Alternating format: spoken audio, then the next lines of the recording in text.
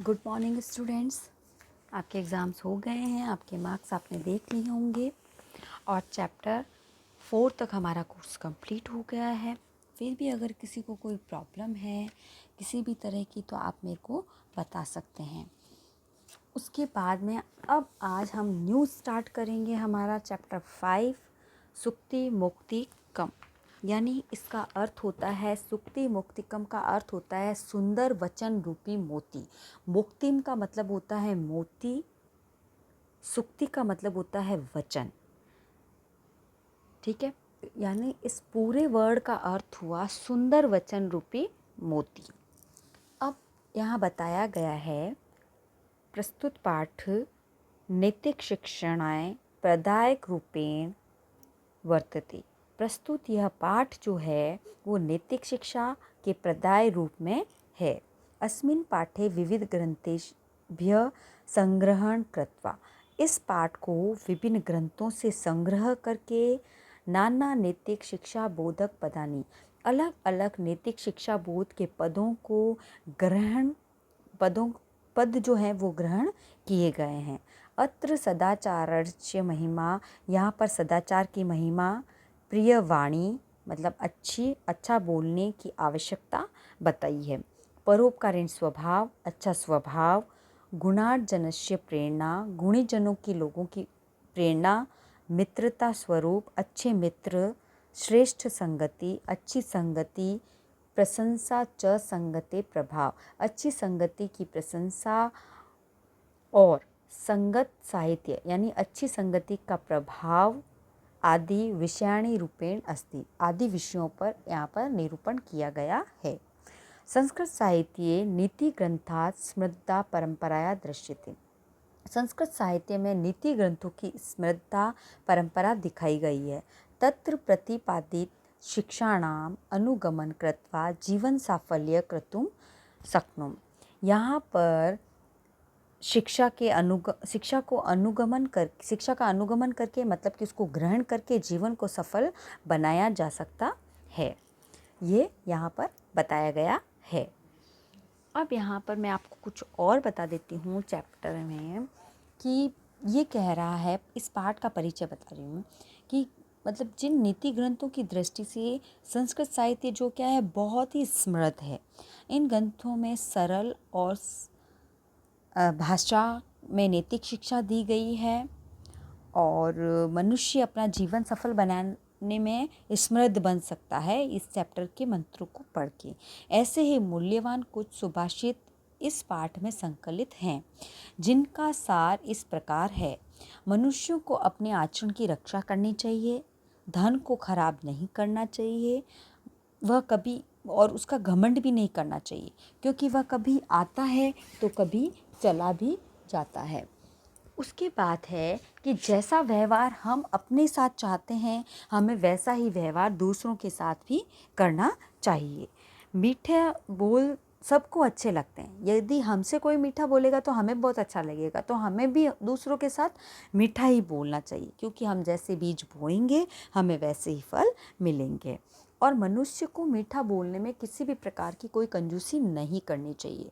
महापुरुष अपने लिए कुछ नहीं करते हैं, वे हमेशा क्या करते हैं, दूसरों के भले के लिए ही कार्य करते हैं। कारण कि महापुरुषों का पृथ्वी पर आगमन परोपकार के लिए ही हुआ है।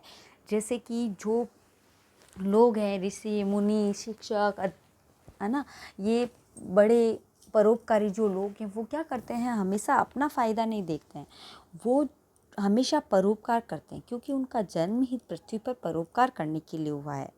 मनुष्य को गुणों के लिए यत्न करना चाहिए, क्योंकि गुणों के द्वारा ही वह महान बनता है। यदि अवगुण होंगे तो उसको कोई नहीं पूछेगा। सज्जन लोगों की मित्रता स्थायी होती है, जबकि दुर्जन लोगों की मित्रता क्या होती है, अस्थायी होती है। सज्जन लोग जो होते हैं वो मुसीबत के समय में, सुख के समय में हर वक्त हमारे साथ रहते हैं, लेकिन दुर्जन व्यक्ति जो होते हैं वो हमारे साथ जब तक पैसा होता है, सुख सुविधाएं होती है, उनको आराम मिलता है, तब तक वो हमारे साथ रहते हैं, और जैसे ही उनके ये सब काम बंद हो जाते हैं वे हमें छोड़ करके चले जाते हैं।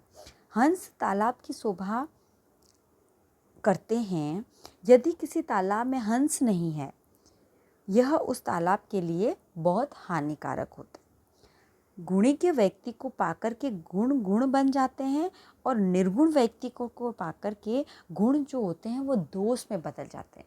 यदि हम अच्छे लोगों से दोस्ती करते हैं तो हम अच्छी बातें सीखते हैं और दूसरों को भी अच्छी बातों का ज्ञान देते हैं। यदि हमारी संगति किसी बुरी संगति में पड़ जाते हैं तो हम सब उल्टे ही काम करते हैं और अपने आप को बर्बादी के मार्ग पर ले जाते हैं और अपने साथ रहने वालों को भी। अब यहाँ पर दिया गया है श्लोक नंबर 1, जो कि मनुस्मृति के द्वारा कहा गया है। व्रतम यत्नेन संरक्षक छेदः वित्तमेति च याति च अक्षिण्णो वितश्रेणो व्रत ततस्तु हतो हतः। यहाँ श्लोक में वर्ड मीनिंग्स है। सबसे पहले यहाँ दिया गया है व्रतम। व्रतम का मतलब होता है आचरण या फिर चरित्र। यत्न का मतलब होता है प्रयत्न करना।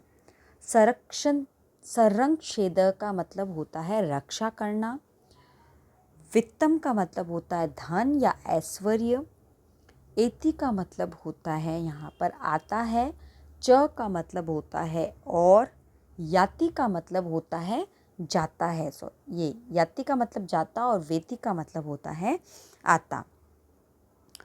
फिर आता है अक्षिण का मतलब होता है जो नष्ट नहीं हुआ हो, और हतः का मतलब होता है जो नष्ट है। उसके बाद में इसका प्रसंग और संदर्भ आपको लिखना ही है। प्रत्येक श्लोक में लिखना है आपको ये प्रसंग और संदर्भ। प्रसंग हमने आपको बताया ही है कैसे लिखना है, कि आपको अपनी लिखना है इसके अंदर अपनी बुक का नेम एंड चैप्टर का नेम, और संदर्भ के अंदर आपको ये बताना है कि उस श्लोक में आपको क्या बताया गया है।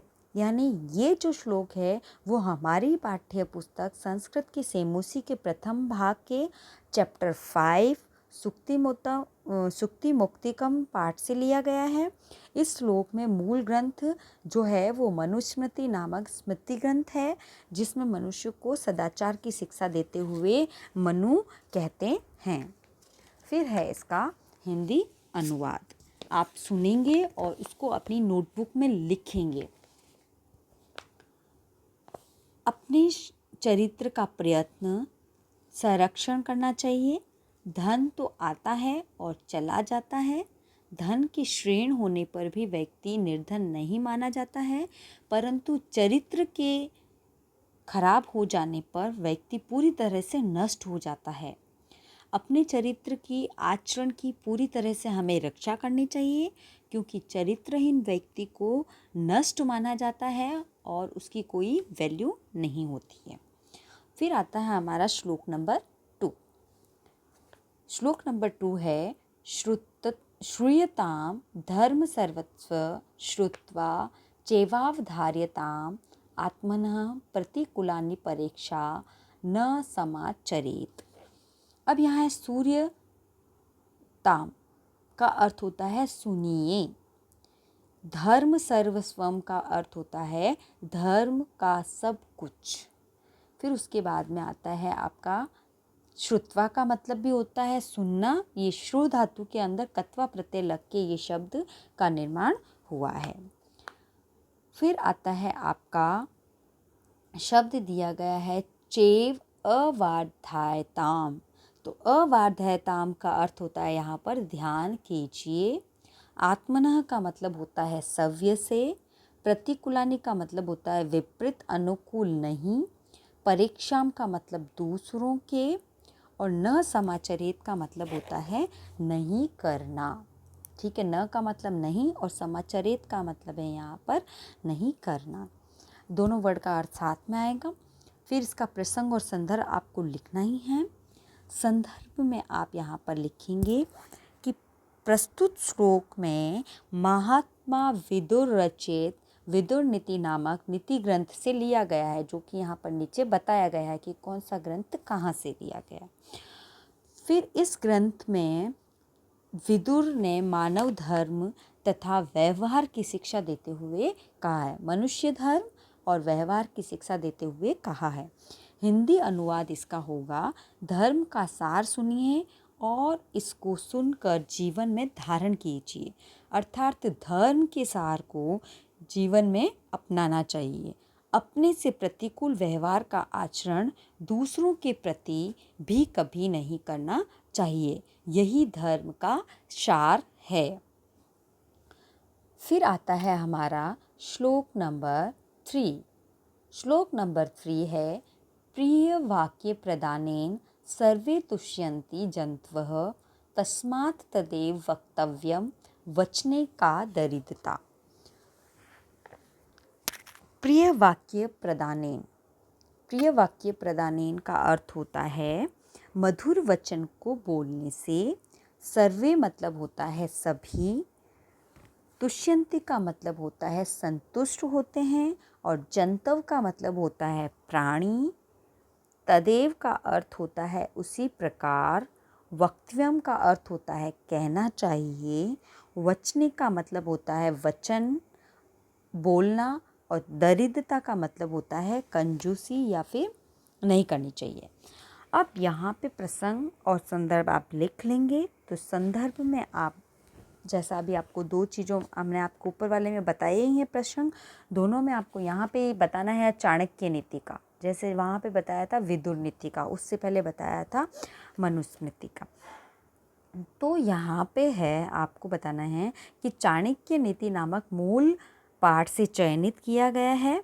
मतलब ये पुस्तक है, एक है ना, बुक है, तो वहाँ से इसको चयनित किया गया है। इसमें मधुर भाषित वाणी के महत्व को प्रकट करते हुए कौटिल्य चाणक्य कहते हैं। इसका हिंदी अनुवाद हो जाएगा, मधुर वाणी से सभी प्राणी संतुष्ट होते हैं, अतः हमें सदा मीठा ही बोलना चाहिए। बोलने में हमें कंजूसी किसी प्रकार से नहीं करनी चाहिए, और हमें हमेशा अच्छे वचनों का ही प्रयोग करना चाहिए। फिर आता है हमारा श्लोक नंबर 5, जो कि आपने छोटी क्लासों में भी बहुत बार आ चुका है। 7th क्लास में भी आया है, 9th में भी आया है, 8th क्लास में भी आया है, और 9th में भी आपके वापस ये रिपीट हो गया है। श्लोक है पिबन्ति नदः सव्यमेव नाम्भः सव्यम न खादन्ति फलानि वृक्षा नादन्ति संशयः खलु वारिवाह परोपकाराय सत्ताम विभूय। तो यहाँ पर है शब्द दिया गया है आपके पिबन्ति। पिबन्ति का मतलब होता है नहीं पीते हैं। नदः का मतलब होता है नदी। फिर है सव्यमेव मतलब अपने आप। नाम्भ का मतलब होता है, ना का मतलब नहीं, और अम्भ, 2 शब्दों से मिलकर के ये शब्द बना नाम्भः। अम्भ का अर्थ होता है जल। फिर आता है स्वयं नहीं, खादंती खाते हैं, फलानी फल, वृक्षा मतलब पेड़, नादंती का मतलब आपको बताया ही है। ना और दंती 2 शब्दों से मिलकर के ये शब्द बना है यहाँ पर, यानी नहीं खाते हैं। फिर आता है आपका खलु। खलु का मतलब होता है निश्चय ही। वारिवाह मतलब बार बार। विभूय, वारिवाह का मतलब भी ये भी होता है कि जल को वहन करने वाले जो बादल होते हैं वो बादल। और बारी बारी का मतलब भी बार बार भी होता है, लेकिन यहाँ पर नहीं होगा। फिर है विभूत्य। विभूत्य का मतलब होता है संपत्ति, और परोपकार का अर्थ होता है परोपकार करने के लिए। तो प्रसंग आप लिख लेंगे। संदर्भ में आपको लिखना है कि प्रस्तुत श्लोक जो है वो सुभाषित रत्न भांडागारम नामक ग्रंथ से अवतरित है। इसके अंदर बताया गया है कि परोप रूपी जो महान गुण है वो पुण्य कार्य करने की महिमा का वर्णन बताया गया है। फिर हिंदी अनुवाद होगा यहाँ पर, नदियाँ अपना जल सव्य नहीं पीती हैं, वृक्ष अपने फल खुद नहीं खाते हैं, जल भरे बादल अनाज नहीं खाते हैं, सज्जनों की संपत्ति भी परोपकार के लिए ही होती है। भाव यह है कि हमें भी सदा परोपकार करना चाहिए। हमारी संपत्ति का उपयोग दूसरों की भलाई के लिए ही होता है। मतलब अगर हमारे पास कुछ है और उससे दूसरों का भला होता है तो हमें उस संपत्ति का उपयोग दूसरों की भलाई के लिए करना चाहिए।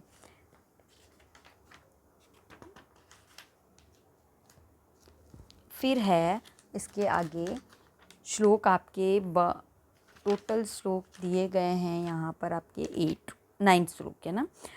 तो ये बाकी के श्लोक हम करेंगे नेक्स्ट क्लास में। ये 4 श्लोक आप पढ़ेंगे, हिंदी अनुवाद प्रसंग संदर्भ सहित अपनी नोटबुक में आप लोग लिखेंगे।